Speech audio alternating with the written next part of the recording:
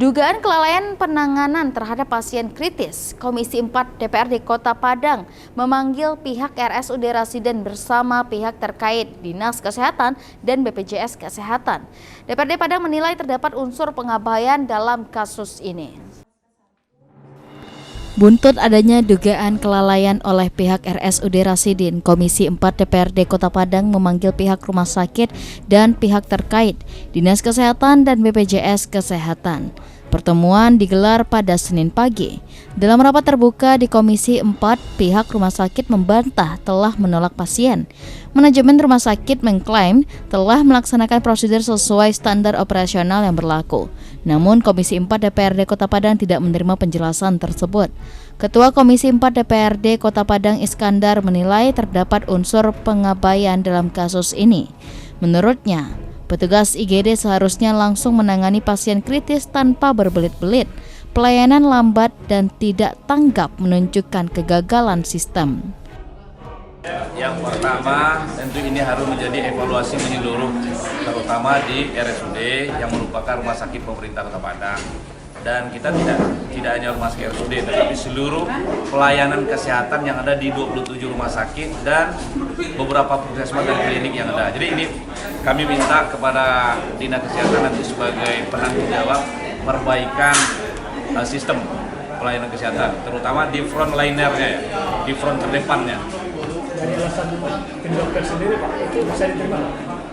Mereka harus terima, karena ini undang-undang menyatakan tidak boleh abai terhadap masyarakat yang datang ke rumah sakit. Jadi tadi yang menarik adalah kesimpulan sementara dari Kepala Dinas Kesehatan Kota kan bahwa ada semacam kekurang tajaman sense of emergency-nya dari pelaksana teknis yang ada di IGD kita.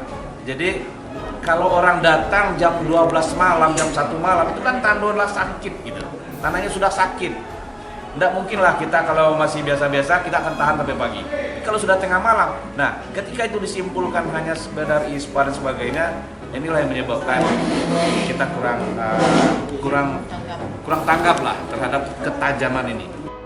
Sementara itu, Kepala Dinas Kesehatan Sri Kurniati mengakui telah terjadi kekurangan tajam dalam sense of emergency di tingkat tenaga medis khususnya IGD.